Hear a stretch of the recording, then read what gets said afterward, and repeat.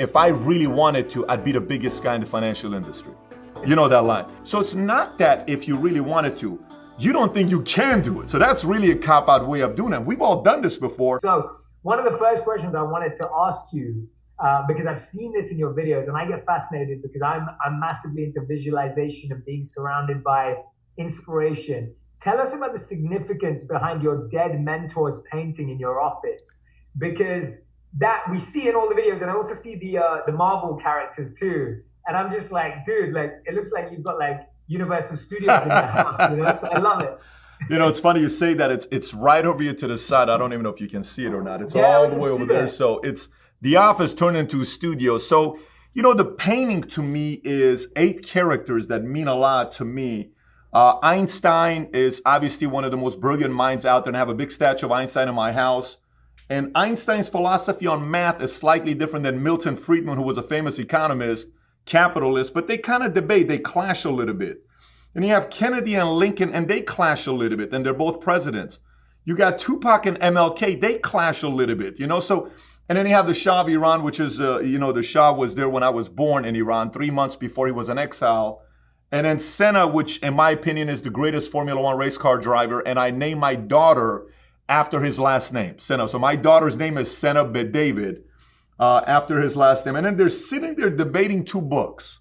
One book is one form of economy, the other book is another form of economy. So they're debating Atlas Shrugged and Communist Manifesto, which, Jay, it's kind of like the complete opposite of religions in economy.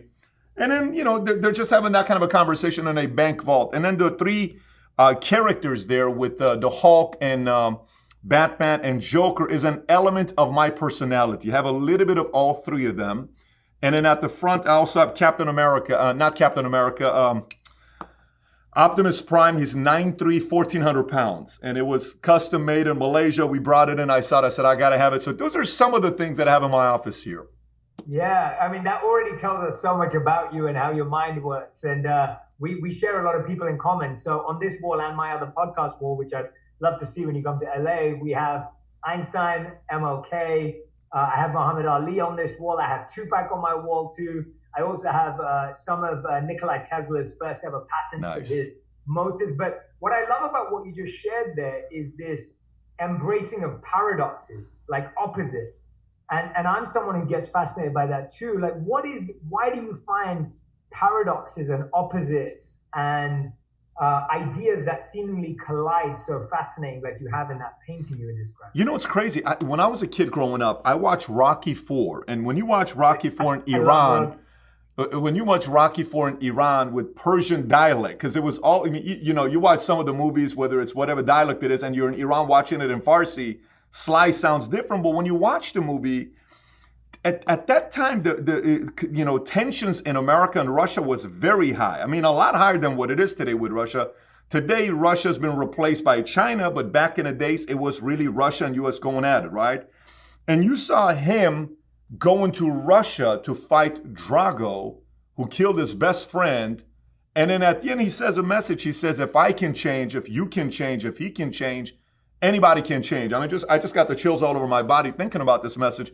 And then in my family, my parents, my father was an imperialist and my mother was a communist. I mean, complete different philosophy when it comes down to politics.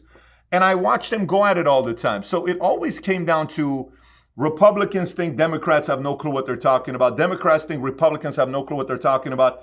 I have friends on both sides that are brilliant. And I always want to know, how did you come to your conclusion of your views? How did you come to your conclusion of your views? And there's truth on both sides, and there's a lot to be learned on both sides. So for me, you know, the reason why I look at it from that standpoint is you look at America today, we're pretty divided. Sometimes just because somebody else is a different color or a different background or different age or different religion or different political affiliation, we probably have a few thousand things in common and maybe 11 things that are not in common. If we focus on more the things that we have in common, we'll figure out a way to bring people together. So this is one of the reasons why I love a healthy debate. I love watching debates. Like for me, you know, people like to fight, you know, maybe watch a UFC fight or a box. I like to watch a good debate on YouTube. That's what I enjoy. That's entertainment for me. That's why these 2 topics always sitting down together kind of fascinating to me. Yeah, what a great answer, man. Really, really refreshing to hear that. What's something that you been debating with a friend or your family or your wife recently? Like, what's been a discussion or debate? I And mean, it if doesn't need to be serious; it could be anything. Yeah, I mean, look, friendly stuff. I have a friend of mine. Yeah. His name is Steve. Let me tell you, Steve and I, we go back. He was the Michael Jordan of our high school. Okay, so this guy holds all the records, and he was the guy that I would bring my dad just to watch this guy play. He was fascinating. Now, if he and I can go anywhere, we can be in, Madrid, Colombia. You're anywhere we can be. There's gonna be a moment where we debate the greatest basketball player of all time, and we can go for 5 hours. Just say heated. People think we hate each other. We're screaming, "You're out of your mind. You're crazy." And it's just exciting. He says he's a LeBron guy, and secretly he likes to say Jordan, but he's really a LeBron guy. And I'm going back with data, and I'm giving him data, but it's not about data. And then he comes up and he says, "You never played organized basketball. I play with the highest level guys. You don't really understand basketball," but it's so entertaining. We have two of our friends who just sit there and they just enjoy it, and then you can talk about debates about what's the greatest game, what's the greatest leader of all time. I mean, it could be anything. When I was a kid, we would come down from Chevy Chase. When I lived in Glendale, we would come down from Durham because I went to Wilson Junior High School, and we would walk all the way down, and I lived off of Broadway, right by the post office, and it was a good 20-minute drive, a 20-minute walk. That 20-minute walk, when we would go with my friends, we would talk about things. We would say, "Hey, Jay, let me ask you this. You could be the most powerful person in the world, president. You could be the richest man in the world. You could be the person that is the most spiritual leader that's from whatever church you choose, a Billy Graham-esque type of a person, a Chopra type, somebody that has that kind of a stature. You can be the greatest athlete, the greatest performer. So Michael Jackson, Michael Jordan, president, all this stuff. Who would you choose?" And then people would say, "I would choose this." And that would lead to a dialogue. Why wouldn't you want to be the billionaire? Why wouldn't you want to be the president? I would want to be the person that makes an impact. Who cares about making an impact? It was exciting, and you're learning so much. And I think, more today, if we had more people from opposing sides debating topics, we would learn so much rather than just one-sided message being given to us. Yeah, what a great answer, man. And don't you feel, and I'm hearing this from you, that it sounds like when you're debating with your friend or we're having these discussions, these debates are on when they're on, but then when you're off, you go back to being friends again. And there's this mutual respect and understanding. And, when I remember being part of my school's debate team, and I really enjoyed it back then. So I was big into it back then, not so much anymore. But what I found is that the way we were trained was you could only debate when you knew both sides fully. So you couldn't debate just understanding your side. Like, you had to understand the opposing side. So if I was debating with you on this movie versus that movie, I should have had to have watched and analyzed both movies. I can't simply argue it on the basis of my knowledge of my motion. Powerful, as you'd call it. And I just think that's what you're raising. Like, when I'm hearing you, I'm like, yeah, what Patrick's really saying is that healthy debate is needed when you're able to do it in a mutually respectful way. But sometimes the debates we watch today are just so like lowballing, and they're not respectful. I don't know if that's the right word, but that's the word that's kind of coming to the top of my mind. That debates are ones where you have complete respect for the person you're speaking to. It's not like a rap battle where you're demeaning them. It's not putting them down, because debate isn't about putting the other person down. By the way, what school was this, Jay? What school did you go to? I went to school in London called Queen Elizabeth's Boys' School. So it was a grammar school. It wasn't paid for, but it was a good school. And that's powerful. I mean, I love that idea. It's interesting. It reminded me of something, because I sat down with the Bush family and I sat down with RFK, because I'm always curious about the Kennedy family. How do you build a legacy like that where so many people? And Robert Kennedy Jr., the son of Robert Kennedy, who was running, he said, I said, "How was it like being a Kennedy?" And he says, "It's crazy. Every night we had to debate a topic.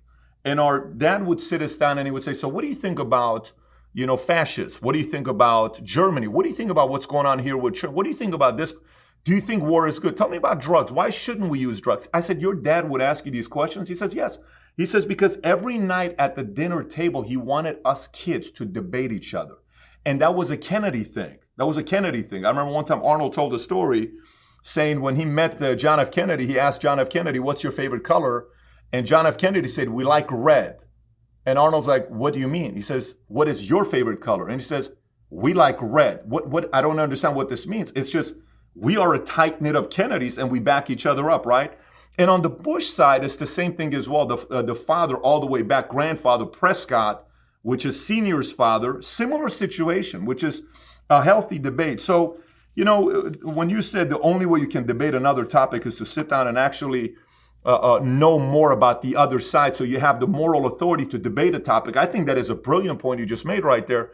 And the other part I would say is the following. You know how in boxing, if you go under the belt, they take a point away. If you go a certain side, what if they had a point system? You know how I don't know if you're a basketball guy, if you watch the NBA a lot. If you watch the NBA All-Star this year, do you remember the fourth quarter, how great of a fourth quarter was? I don't know if you watched the fourth quarter.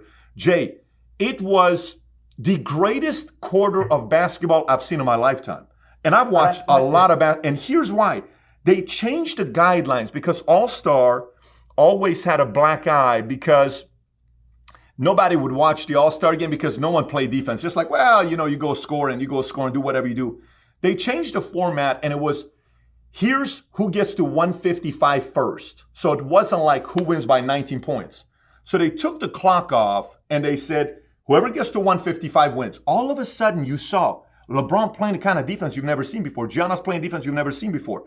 And it changes. So you bring up a good point to know that maybe we need to change the format of the debates and have a scoring system behind it. I don't know. I think there's a way of improving this thing because the way it's going right now, this is not how debates were years ago. Today, when you look at debates, and it's getting uglier and uglier and uglier, and it's almost as if everybody feels they need to do that to advance, because if they don't, and you don't take a shot first, and you got to take the shot. So I don't know. If we debate issues, I really like the approach you're taking. But for me, I just feel like when it comes down to issues, I really think we need more debates. I do think we need more people that are on both sides that are willing to be open to the other side's decision. Hey, here's how I feel the way I do. Why do you feel the way you do? Like a lot of times when I'm interviewing guys, I'll say, what brought you to this point? So I'm interviewing Joe Arpaio, who's one of the hatest guy in Arizona, sheriff. I'm sitting, I'm like, how did you become the way you are? Why are you such an you act like you like being an asshole? Why are you this way? What happened in your family? And then you go back and you go back and you go back. Then he told his story. Then he's like, no wonder this makes sense. Of course a person like that has to be this way because you went through a moment where you were bullied and you had to almost stand up, and it happened so many times and you lost trust in somebody and you felt like this was the only thing. So we have to kind of look at all those things combined together, but it'd be great to go to a different format of debating. I think a lot more people would learn more about the topics we're dealing with today. This is a fascinating conversation already because I wasn't expecting to go here at all. So I'm really glad that we've kind of gone down this, because I think the point is that for so many of us, we're actually scared of debate because we see it as a negative thing. Like we see debates as like challenging, conflict, full of and so because we've made debate that way, it's now something that people, hide away from and try and avoid. But if we can find a way where we can all start entertaining ideas that we may not accept yet and processing it, there's a lot of value in that. And I'm glad that you've kind of brought that value out of it for us and kind of pushed that, because it's definitely needed more of. But I mean, when you talk about that, where you are now, what I find interesting just listening to you is, and this is how I feel when I watch your videos, and I've been really watching you during the pandemic, and I think you've made some incredible points.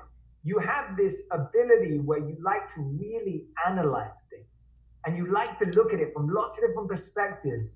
And it's kind of like how what you were just saying now, if you watched, and by the way, I'm a huge Rocky fan too. So if you watched just one fight of the Rocky movie, let's say number 3 with Mr. T, and you watch the first fight where Rocky loses, and you only see that fight, you now have no context of anything else apart from Rocky just lost. And that's sometimes how we approach life, that if you look at things through just one lens or one snapshot, you don't get the bigger picture. And so I want to ask you, when you were in debt, when you were in that snapshot of your life, what were you analyzing that helped you move out of that position? Because I think a lot of people listening or watching right now may be experiencing debt, maybe experiencing financial challenges. How did you analyze that situation, or did you analyze it at all? When I was at my lowest point, is that what you're... Okay, yeah. So, it's a good question because it is December 31st of 2002, okay? I'm in my Ford Focus with a buddy of mine, Tony. We're at Laurel Canyon, right behind Universal Studios. We're listening to Ryan Seacrest do his countdown. We're across the street from that In-N-Out. If you know what I'm talking about, there's an In-N-Out. I'm parked right across on an uphill like this. And we're sitting there and I hear Ryan Seacrest go 10, 9 on, 102.7, 8, 7, 6, 5, 4, 3, 2, 1. And typically I would be in Vegas. Typically I would be in Vegas or party or a nightclub or, oh my gosh, and then you're dancing, you're doing what you're doing. And it's exciting when it's a New Year. Jay, was the first time when New Year happened and I'm just sitting there, I'm not excited about anything. It's kind of like, so what? We're going into 2003. Nothing's changed. Life's the same. Why would I be excited about this? We just bought an In-N-Out. We split it with our hands. We bought water and bought lemon on the side and squeezed it with sweetener to make lemon. I'm just sitting there saying, let me get this straight. You are 23 years old, 24 years old at the time. You have some gifts. You have some talents. Your dad's in and out of the hospital. Your mom went back to Iran because you ran out of money.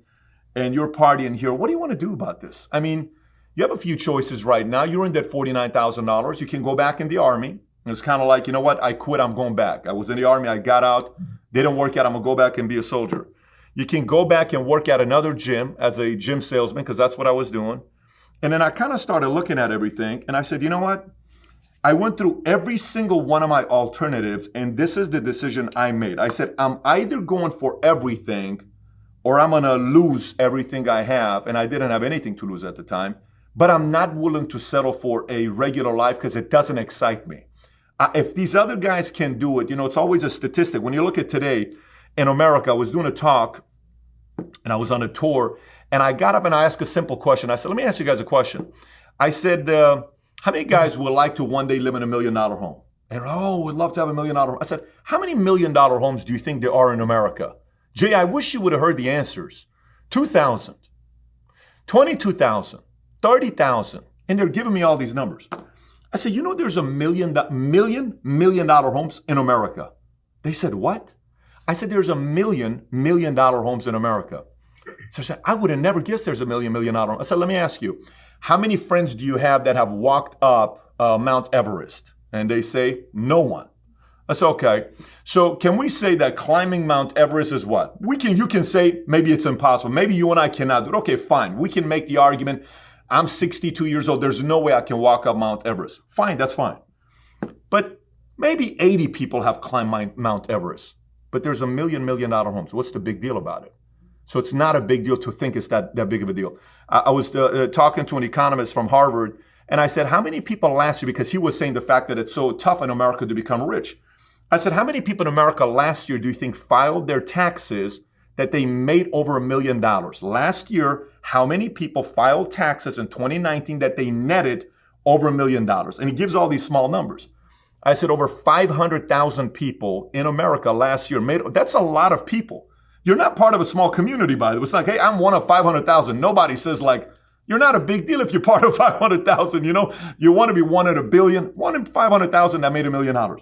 So when I started breaking down these types of things in my mind, and I said, if these other guys can do it, what is so special about that guy? What is so special about her? And I really started questioning. And the more closer I got to people that were very successful, I just realized these guys have a higher pain tolerance than I do at the time.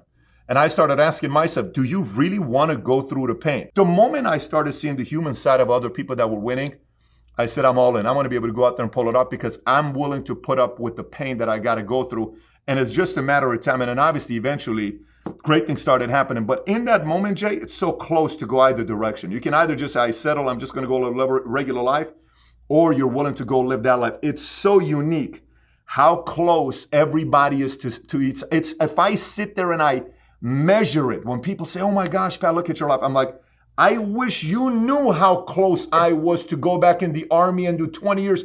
I would have retired 3 years ago. You would have never known who I was.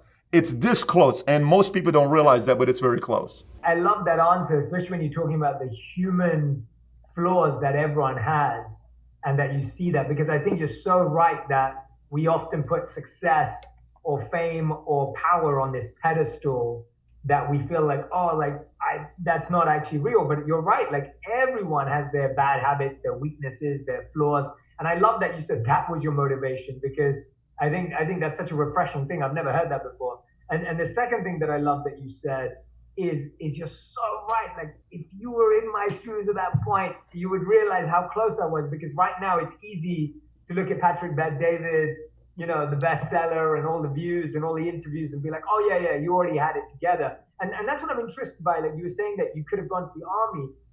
Did you gain a lot of, do you think you gained a lot of mental discipline for the army, or what was the habits that you did gain from the army that you think really have stood the test of time in who you are today? There's no question about it. In the personality types, you have the S's, the T's, the A's, and the R's. The S's are the structured, organized system, strategy. They're all about like structure. The T's are very analytical. They're analyzing everything, data, numbers.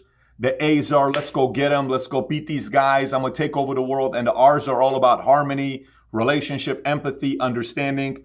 In that moment of my life, pre-army, I was A, and that's it. That's all that was it for me. I was an A guy, bodybuilder. I want to be Mr. Olympia, partying, women. It's the only thing that was a priority for me. So then, I'm at my sister's place. I lost one of my cars, and I'm at my sister's place. They stole my car. I'm at my sister's place. I go to sleep. I wake up in the morning. 4 o'clock in the morning, we got hammered with my friends at her place in Encino. And I wake up, I have nothing going on for myself. I'm working at Burger King at the time. I'm going to Glendale Community College. I said, listen, if I go the way I'm going right now, nothing's going to happen in my life. I called my dad. I said, Dad, I need you to come pick me up, take me to the recruiting station. I went to the recruiting station. I said, I'm making a decision right now, because if I don't do it right now, I won't. If I even have to think about joining the Army, I'll change my mind. I was 18.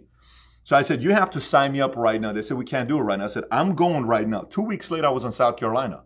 And I joined the Army. When I went into the Army, Jay, the biggest thing I picked up from the military was the structure and the system. Like literally the system, the structure. It was every day was a routine, and you're coming in 4 o'clock formation, then you're running, then it's chow, then it's formation, then it's going to the motor pool, then you're working on your trucks, then it's chow again, then going back on a motor pool, working on the second trucks, then you're coming back, then it's more training. It was so routine, and that routine I'm not a routine guy. For the longest time, I was not a routine person. And then you had to mentally and emotionally be able to take the torturing. You would take words. It was words, the drill sergeants, the stuff they would say to you, Jay, to see how tough you are. Hey, tell me about your girlfriend. And you're like, oh, this guy wants to get to know me. What does your girlfriend look like? Oh, my girlfriend looks like this. Oh, she's hot, ain't she? Tell me about your best friend. Oh, my best friend, man, he's the best guy in the world. Oh, really? Yeah, they're hooking up right now. I mean, that kind of stuff. And you're like, what? They're together right now. Then wouldn't you love to call them? Oh, I'm sorry, you don't have access to phones for 2 more months. This is the kind of stuff they're telling you, like, who needs to go through this kind of stuff, right? But then you can handle that. Then when you come out and in the business world, somebody's talking trash or somebody's rejecting, you're going back and saying, you're not as bad as the drill sergeants games they played. So there was a lot of benefits to it. Probably one of the best decisions I made in my life. Wow, man. That's so interesting that I'm still cracking up at that, because that's like the worst thing to hear. But it's interesting, right? Like that resistance of being pushed to that extreme means then when you're getting the normality, I think we feel scared of this sometimes. I feel like right now, we always feel scared about what our limits are. And I always say to the people that I know and my friends, I'm like, you have no idea what your limits are. Like, if you keep stretching it, and we know this because of neuroplasticity and how the brain can be rewired and stretched.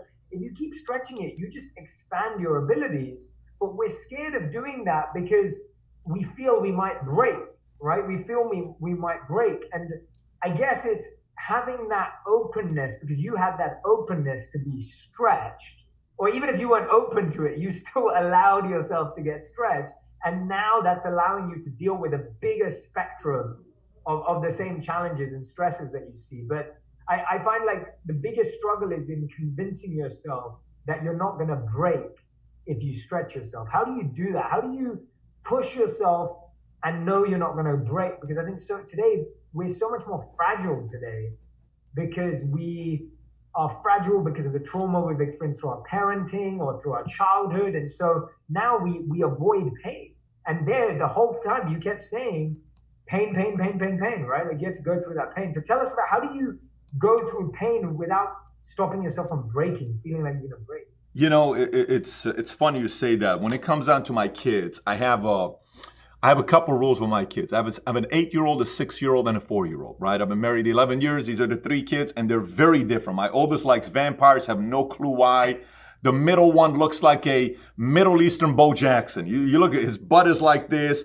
He's got calves bigger than mine. He's got muscles. I mean, everybody likes the middle one. He'll come to the office, and during the pandemic, he was here every day for 12 weeks, and they were, making 102 shots a day. They were supposed to read 20 books, 20 pages a day, and they would watch a documentary every single day with me during the pandemic at the office. And then this was a routine. Every day they would do this. The middle one would come to the office, and Jay, he'd go sit in people's offices, and he would say, I don't know if you know or not, my dad's your boss. I'm like, you can't say that kind of stuff to people, Dylan. And he's kidding with them. That's how he is. He's so witty. And he would say, so what do you do? He says, I do customer service. Can I make some of the calls? You want to yell at me? Can I talk to the customer? He takes the phone and talks to customers at 6 years old. Then the 4-year-old is a smack talker. She's a whole different story, right? How she is. But there's a few things I talk to these guys about. I say, we lead, we respect, we improve, we love as a family. These are 4 things we do. When we pray for 4 things, we pray for courage, wisdom, tolerance, understanding. That's what we pray for. But we also talk about bullying. I spend a lot of time talking to my kids about bullying. A lot of time talking about bullying. I tell them, you're going to be bullied. But in life, there's 2 things the Bet Davids don't do. We don't bully, and we don't get bullied. Now, having said that, many times when you see kids that are growing up, you'll see the younger one end up becoming the peak performer and does a lot of big things in their lives. The older one's a little bit more responsible, maybe makes some conservative decisions. The younger one pushes the envelope a little bit, is a little bit more reckless than all the other guys. Why? Because the older one bullied the other guys a little bit, right? They pushed him around, they punched him. Why'd you punch him? Why'd you hit him? Give it to him. And I know this is going to sound weird, especially to your audience. There's a bit of it that we do need. I do think we need to be pushed around a little bit. I do think we need to be challenged a little bit. I do think we need a little bit of resistance. I do think we need a little bit of pushback. I do think we need it, because when that happens to you, you get tested. And when you're tested, you actually learn a lot about yourself. You find that if you have what it takes, you find that if you have the goodies. When we were first starting the channel, Valuetainment, here's what I said to the guys. I said, look, we're going to find that I'll do 52 episodes, but within 52 episodes, we're going to find out if there's an audience for this or not. If there's not, I don't want to use the resources. I'm going to go back to doing what I'm doing here. It was 52 or 104 episodes. 2 years I went, and I said, 2 years later, we'll make a decision. I said, okay, there is an audience. Let's see what we can do with this, and then we built on it.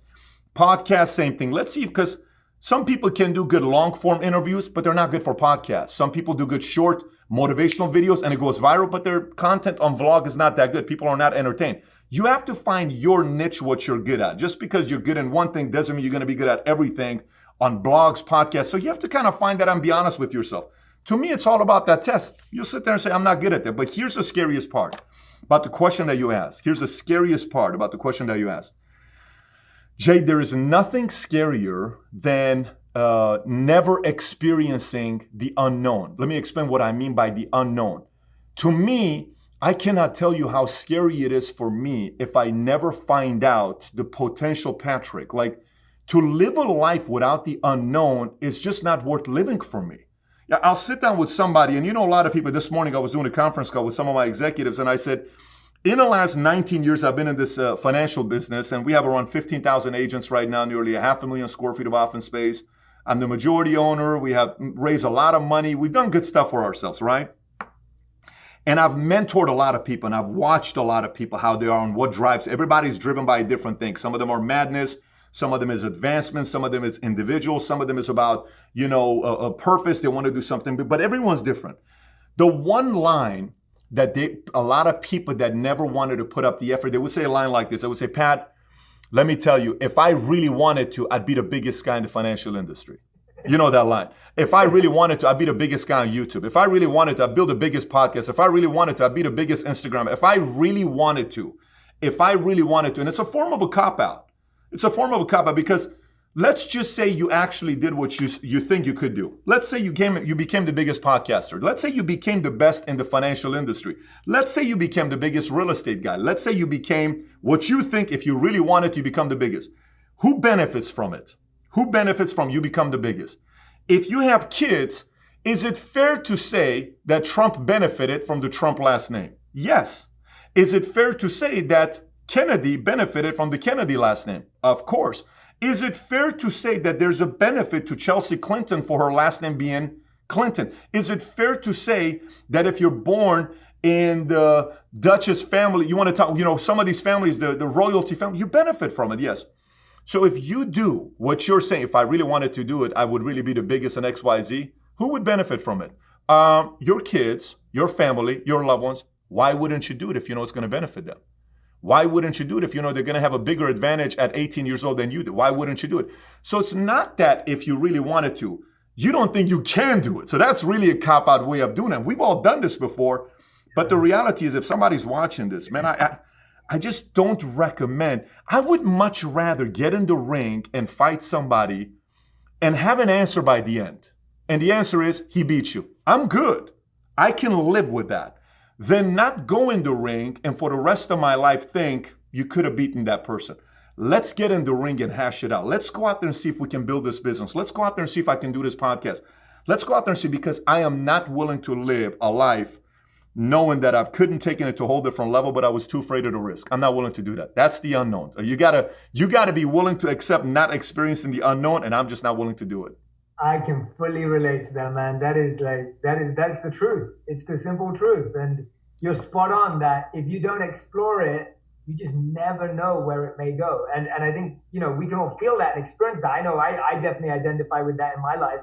I am so grateful for that moment where I decided that I was going to try and do what I do now, because I was exactly what you said when you said, like, I was this close to settling for normality, security, stability, and safety. I was this close.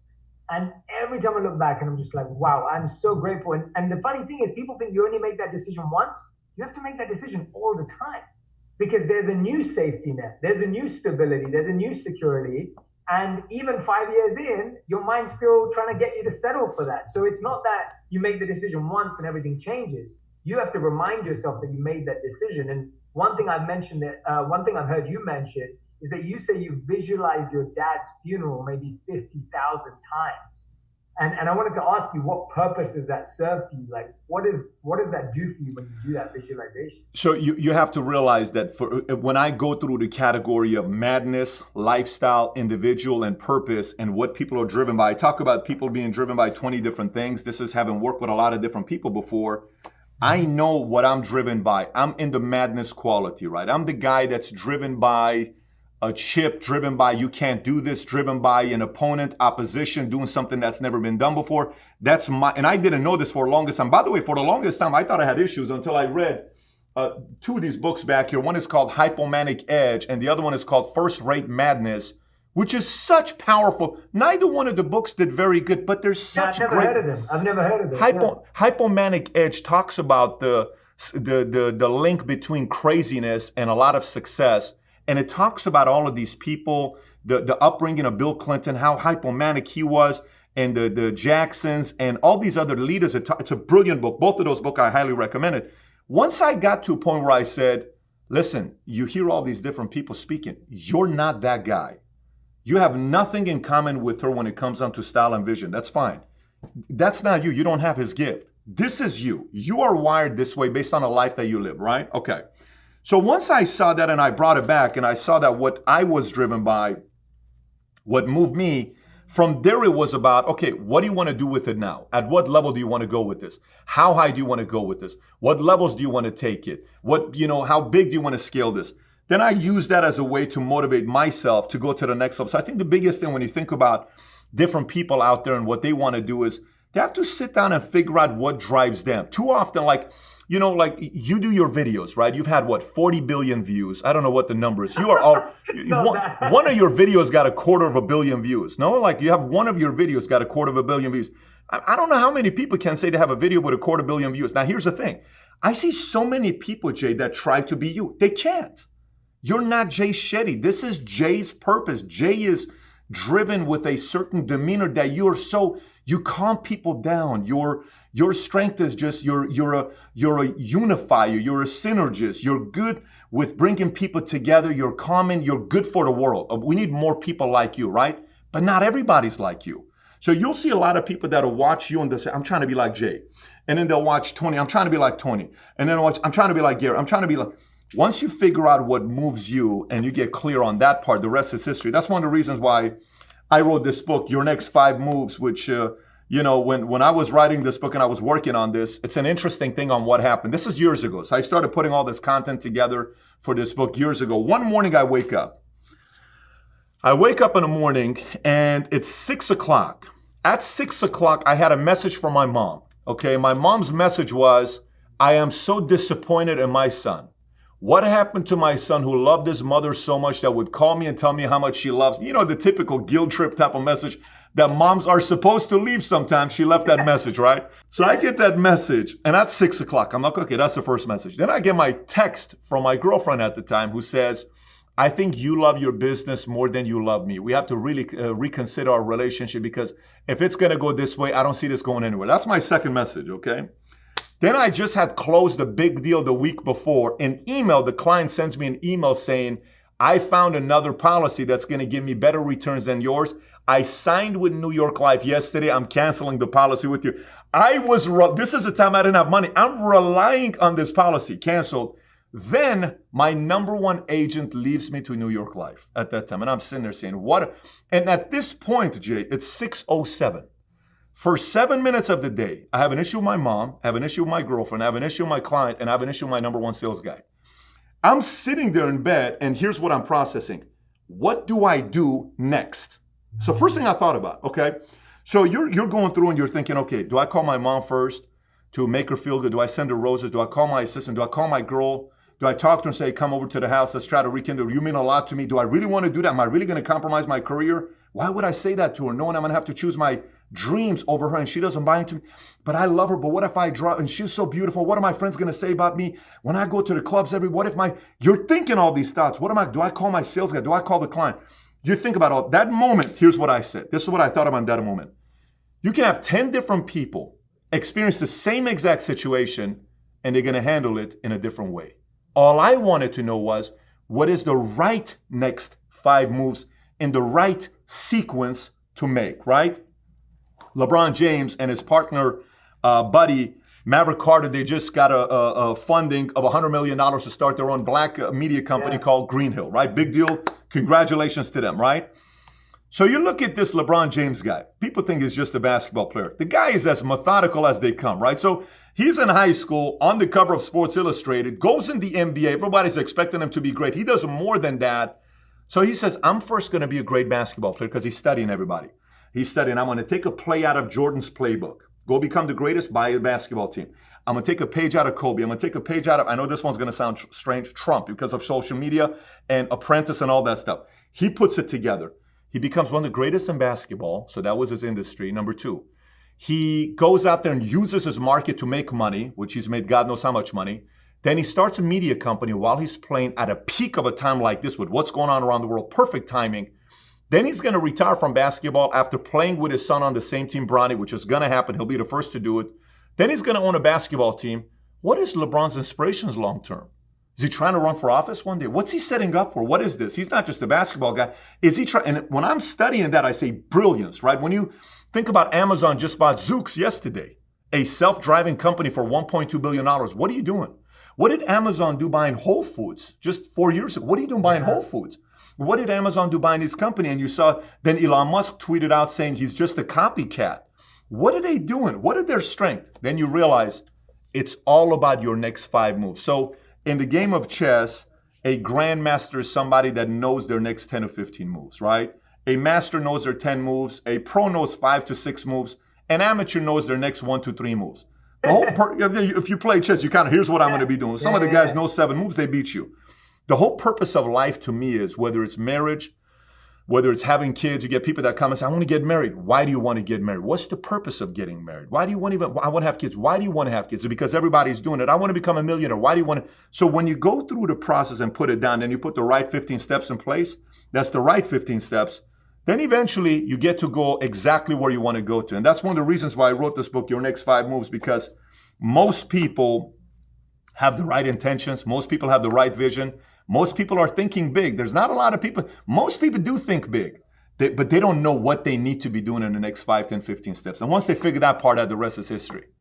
Yeah, no, I love that, man. And I absolutely love analyzing strategy and methodology and all those people you just picked out, it's fascinating to watch. But I like the way that you break it down into the next 5 moves, because I think, like you're saying, for anyone, their next 5 moves may not even be building the next big thing. Their next 5 moves is just getting off their couch. Someone, and that's why I love the theory in the book, because it's so practical. Because it's like, hey, whether you're sitting on your couch, or whether you already have $1 million business, or whether you just got rejected from a girl that doesn't like you anymore, whatever it is, it's like, we all need to know what our next 5 moves are, right? It applies to everyone. And I love that you start with the principle of master knowing yourself as move number 1. And my question to you is, let's dive into some of these, because I think it's fun to break them down so people can get an idea of what's in the book.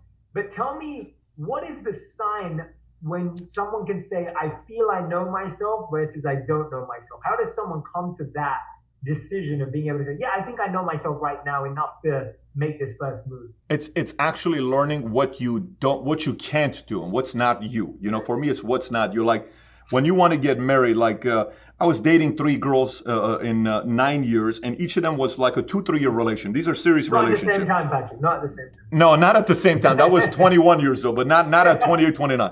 So I'm dating these girls, and at the end of it, one day, Jay, I'm so furious because I'm like, oh my gosh, look at all these girls. They're all the same upbringing, same issues. It's the same challenge with everybody I'm dating. And then I sat there and I'm like, well, is it the girl or is it the way you're presenting yourself? What is it?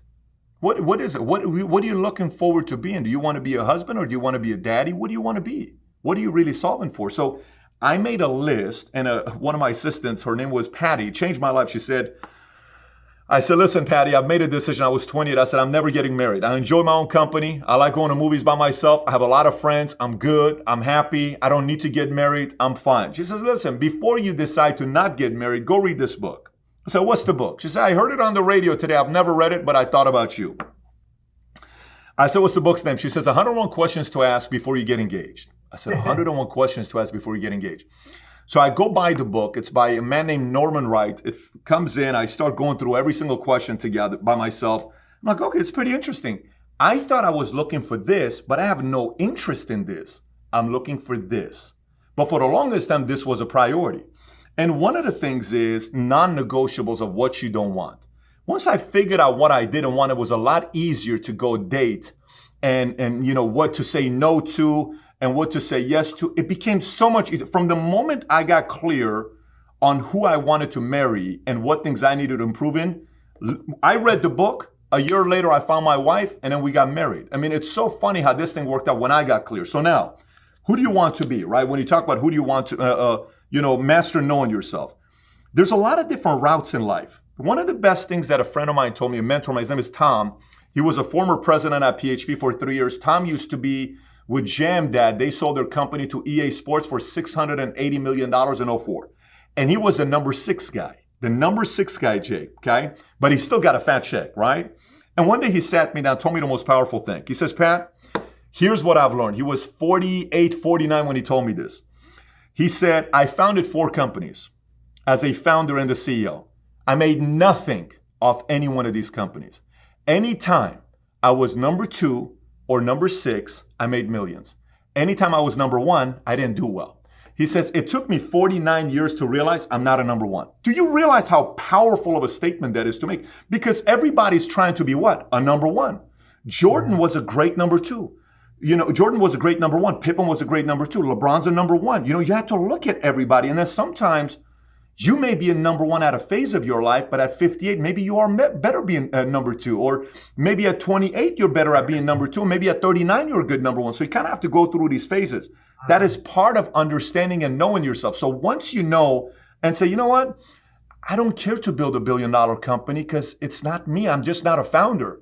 I'm somebody that wants to go this route. I'm somebody that wants to go this route. Great. Entrepreneur, intrapreneur, salesperson, solopreneur. But the biggest thing is to go through the question. I have a set of questions that I went through years ago, and I put 28 of them in the book here to find out exactly who you are, to find out like questions such as, okay, Jay, who do you get along with? And you write down, these are the people I get along with. Then you write down, who do you not get along with? What kind of a question is that? Well, why don't you get along with those types of people? Then you say, I don't get along with those three guys because they're just like me. Well, maybe you got to kind of like yourself. You got some things you got to like about yourself. So when you go through that part, then comes the second step. So number one is master knowing yourself. Yeah, I love that, man. That's a great answer. I think that example of when you're a 1 or a 2 or a 6, that's kind of currently one of the biggest challenges we have in the world, because as we know, social media, entrepreneurship, the conversation that's happening in business, the availability of seeing the big business deals that are happening. Unfortunately, we see this all the time in society, and I think it's been out there. Like whatever's rewarded, we end up repeating. And so we go where the reward is, rather than thinking about what's going to be a reward for me, right? What's going to help me get there? And so I think that's a brilliant answer. I'm really glad you made that distinction. And I'm glad that there's questions in here as well, because I think people need to start asking the right questions in order to get there. And that's really the step of self-awareness. Tell me about this one, move number 3. I'm skipping because move to number 2, we kind of talked at the beginning. By the way, for everyone who doesn't know, move number 2 in the book is mastering the ability to reason. We were speaking about that bit earlier. But mastering building the right team, I'm asking you this as a personal question, actually, because as I've been growing my team and my company and my world, I'm realizing that the biggest skill that I personally need to work on is how to hire, like how to recruit. And I'm realizing that this is something that I need to invest in at this time in my life. If someone says to me right now, what's the number one skill you need to improve? That's the number one skill I need to improve. Like I'm aware of it from a professional level. So tell me about building the right team, something that I feel like it's so hard to figure out whether someone's right for you or not right for you. There's so many different approaches. I want to hear your approach for making sure that someone is actually right for the long term. So a specific question here, not just someone who's right for you, someone who's right to become a long-term number 2, number 3, number 4, number 5, number 6, et cetera, in the company. So very good Long-term. question. Very, very, very good question. And I'll kind of give it to you in the way I processed it myself. So first things first is, it's not just who's right for you, it's who you need next to you.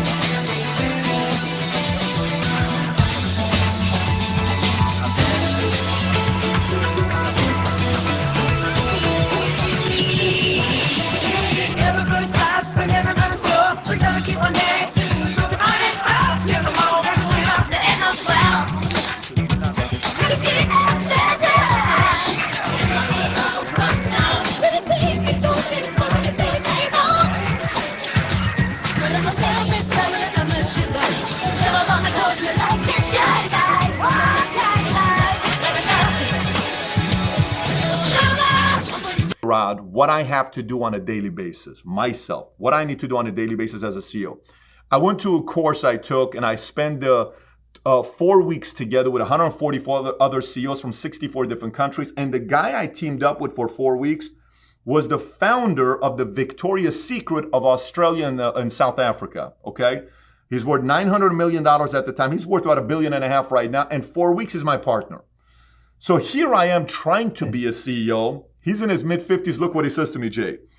And I said, Bob, I'm trying to be a CEO. What are the keys to being a CEO? He says, well, I'm trying to get 7 CEOs of mine that are running 7 different companies to be CEO. So his challenge was getting his 7 CEOs to be CEOs. My challenge is I'm trying to be a CEO. Look how many levels behind him I am, because he went from being a founder to a CEO to giving up his position. Then they bought a bunch of different companies. Now he's got 7 CEOs reporting to him. And we started processing through all these different things. And he said, look, there's a couple things you got to be thinking about. There's linear, there's exponential. There's a lot of things that people do when they start a business that doesn't explode the business. It's linear, meaning I need systems. So you fix your systems and your protocols and standard operating procedure. And it's like, here, first step, we do this. Second step, we do this. Third step is this. Okay, fine. And then it's biz dev. You go shake hands, collaborate, networking, all this stuff. It's fine. It's good. But it's not at the highest level. That's linear. Helps you grow, but it's linear. It's not exponential. Then he said at the highest level is exponential is one, the next innovative campaign. A next innovative campaign is Jay Shetty coming out with a new show. Okay, what is that new show? It could be a new series of videos. It could be a new podcast. It could be a new collaboration. It could be Jay debate topic with compassion. And you bring two people in LA and they come to your studio and they debate. Boom, that's a great idea. All of a sudden you got 17 million new followers. They love Jay's new show, right? That's a next innovative campaign that Jay came up with. And the last one is leadership development. Leadership development is two ways of looking at it. One is how good you are at building leaders, which that is the pinnacle, because if you can take a 6 and turn them an 8, you're always going to be needed. There's a lot of people that don't know how to turn a 6 into an 8, where they have to go just find an 8. And they're never going to improve the 8. They just go find an 8, right? And the 8 stays an 8. Won't improve because of you. So one is improving leaders and developing leaders. The other one is being able to find the right leaders that want to work with you. So when you want to find the right leaders to work with you, my phrase, Jay, is very simple. Everybody I have here that are working for us behind this window, I ask them a question and I say, so what do you think about what we do? And all I'm trying to get to is, are they true believers in me? The smaller I am, the more important it is for you to be a true believer in me.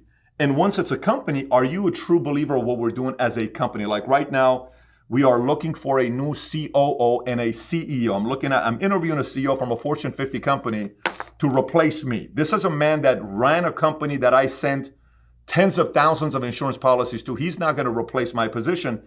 And one of the biggest challenges we had together was, look, you're coming from a Fortune 50 company. We're not a Fortune 500 company. We're not a Fortune 1000 company. How are you going to be from the snobby people in your world to being able to level down and work with these types of people? You're going to make the same money. That's not going to change. But maybe you're not fit for this. So we were going, that was the biggest hiccup for us, by the way. Yeah. So I had to see if he would be a fit for us. And eventually, when I saw people that were true believers in me, so if I hire somebody who says, Jay, man, I'm such a believer in you. You're awesome. You're amazing. I'll do anything for you. But capacity is low and talent is low. What's the purpose? What am I going to hire you for? But if you get somebody that says, Jay, obviously, I love the work you're doing. I'm a true believer in the difference you're making. I like the values and principles you have in place. But if I can be open with you, I can talk to you about a couple things. What? I can help you in the operations. I think what I can do is the following. I don't need the limelight. I don't need to be on the camera. I don't even want to be doing any of that. But behind closed doors, I think you're missing out on an opportunity to make $6 million a year here. I think you're missing out on an opportunity to turn this thing to a business over here. If we come out with this app and sell it this way and team up with this guys over here, if we go to CNN or get a contract with Pepsi or Coca-Cola, I can help you do that. But I'm 100% with you. So it's identifying the true believers in you, around you, and identifying who you need exactly next. And typically, big personalities like yourself and myself, these are personalities.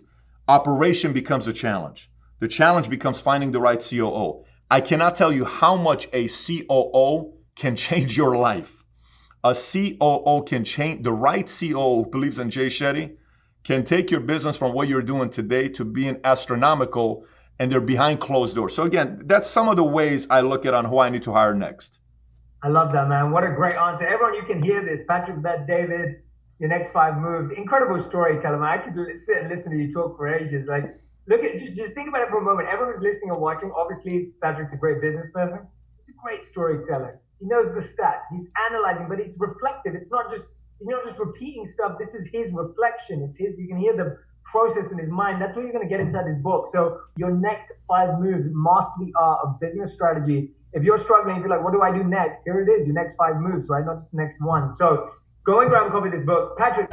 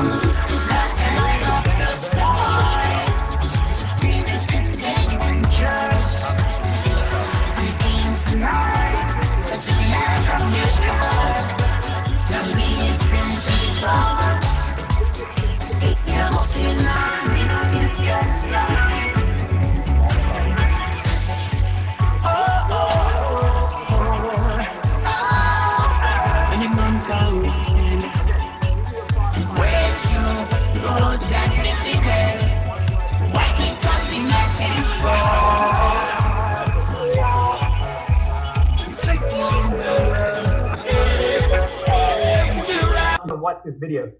I believe every creator has a video that they make where they think that they have put their best message and their best insight, but for whatever reason, people are not watching that video.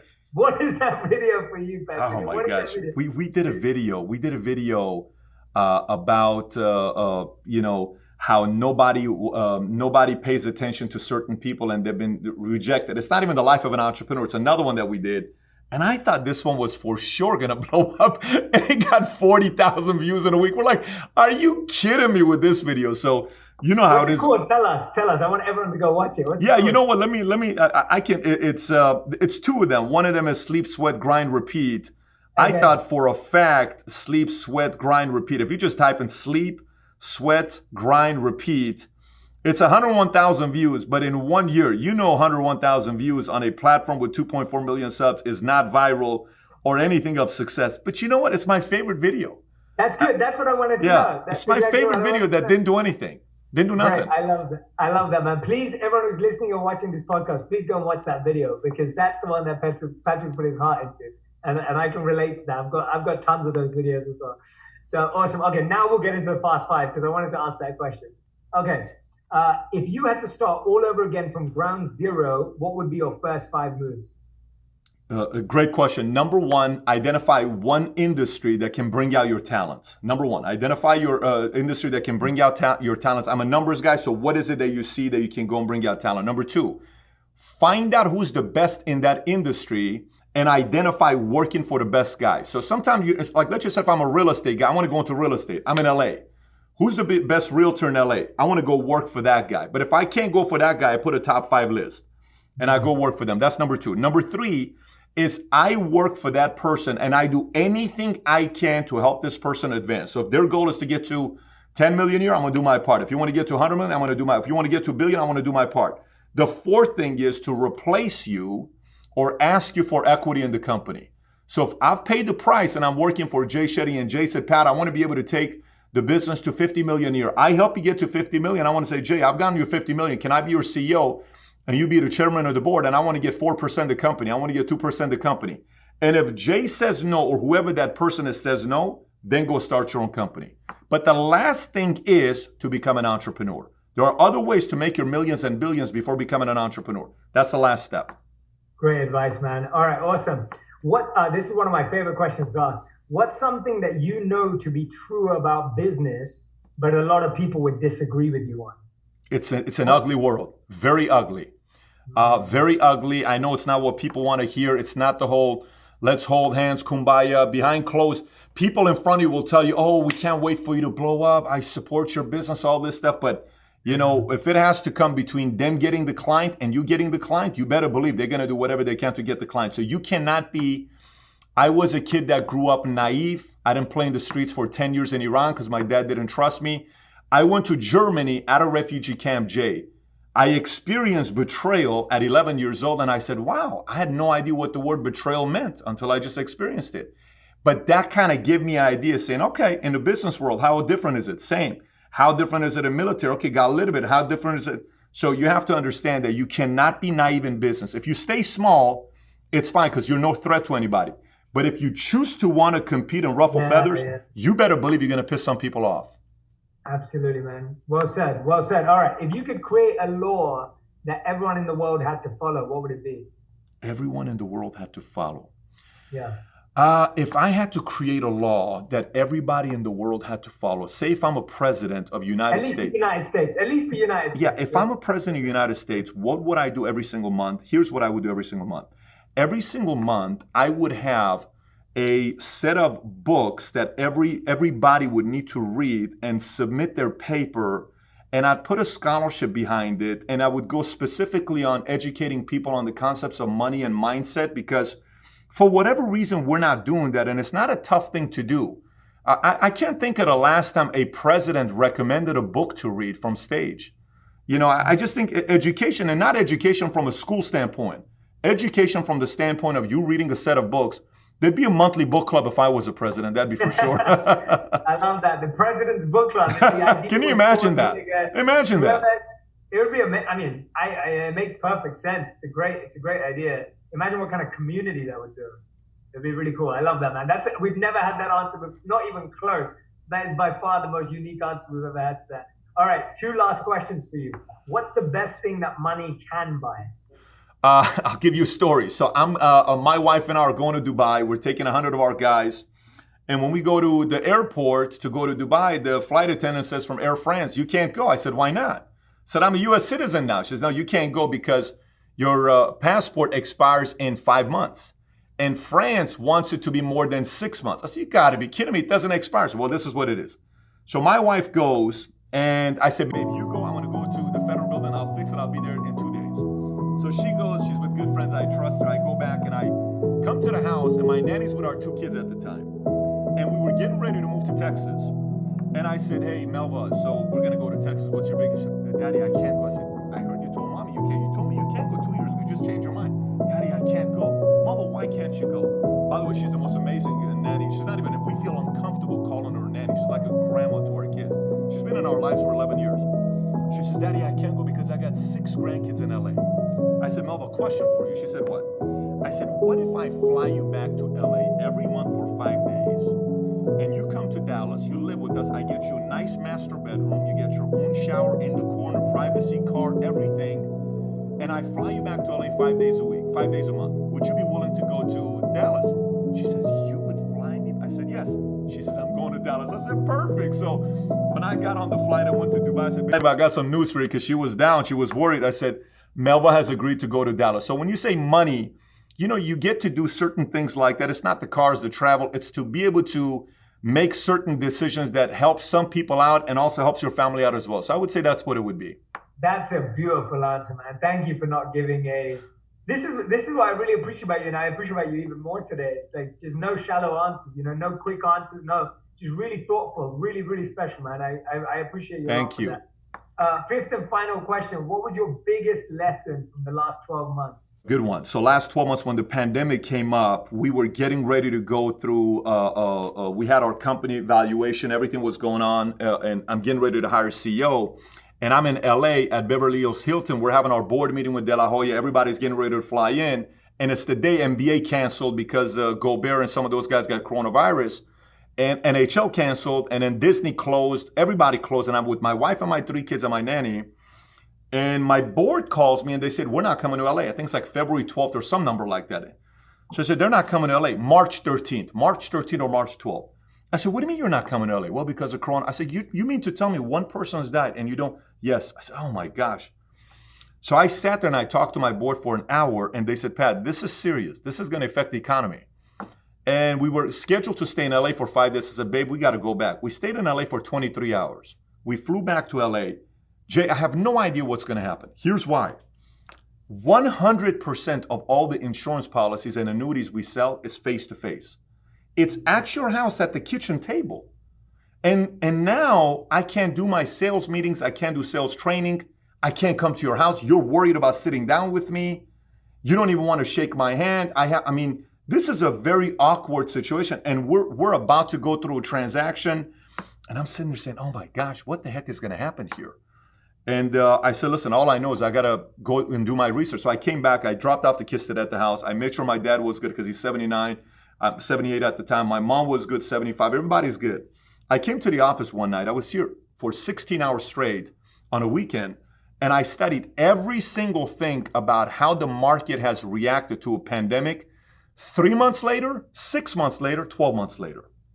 So I come in, I'm like, okay, we're going to lose a lot of money. I call my investors. I said, what are you guys expecting for us to lose the next 60 days? He says, well, the investors are assuming you're going to lose 40%. 40%, okay. So in my mind, I know when I'm doing my next board call, they're going to be okay with the numbers being 40% less because they just said it. It's normal. It's going to happen because it's face-to-face sale. Once I did the research on the pandemic, and I know I'm giving you the longer answer here, but there's a reason why this is going this place. I look at the data and I see out of the last 10 pandemics we've had, the last 50 years, only one of them, the market was down 12 months later, and it was AIDS. Everything else, every pandemic, 6 months later, 12 months later, they all 100% recovered. Meaning if the Dow was at 10, it went down to 7, it came back to 10, right? So I saw this and I said, there's a 90% chance based on the data that the market's going to recover within 12 months. I didn't sell a single stock. Every time the market went down, I just bought more. Every time the market, I bought more. 18,000, I bought more, right? Immediately, I called everybody, all my carriers, everybody. I said, guys, we got to figure out a way for us to be able to sell through Zoom. Because if I can sell through Zoom, we have a problem here and you're going to take a hit. Then we had to get insurance carriers to not take payments from clients, meaning if I can't make a payment for 4 months, you got to forgive them. 100% they forgave them. And 100% of them converted everything to sell. Where I can talk to you right now, I can get you on a share and have you sell the policy and sign it. It was all squared away. Once we did that, Jay, we went from selling 4,000 policies in a month of January and February. Last month, in a month of May, we sold 10,968 policies.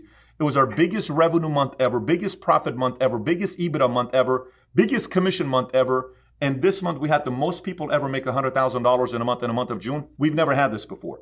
So I tell you, I went 4 months straight during the pandemic. There's only 3 days that I didn't come to the office, 3 Sundays that I didn't come to the office. Every other day I was at the office and I had no idea what was going to happen. We were ready to be prepared that a lot of it was going to shift. But the best thing that came out of it, today, 90% of all the policies we sell is through Zoom.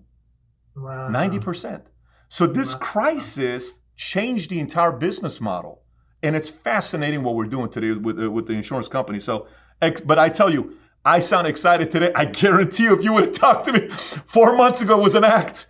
I had to figure out a way to stay poised. I get it, man. Congratulations, by the way. That's a great story of a greatness that's come out of this time. So that's an incredible story, man. Thank you for sharing it in depth. Yeah, huge congrats. I mean, that's not easy to do at all. And right now, so many people are panicking, especially like you're saying, your business is 100% face-to-face. My mom's a financial advisor, so I know what the work's like. She just works for herself. She's a solopreneur, but you know, it's a tough industry to be in, especially this time. So congrats, man. That's amazing. Thank you. Thank you so much for watching that video. If you enjoyed it, here's another one I think you'll love. You should always take action a little bit before you were ready. Several months before you're ready, go ahead and do it. Try it, because you're going to rise to the occasion.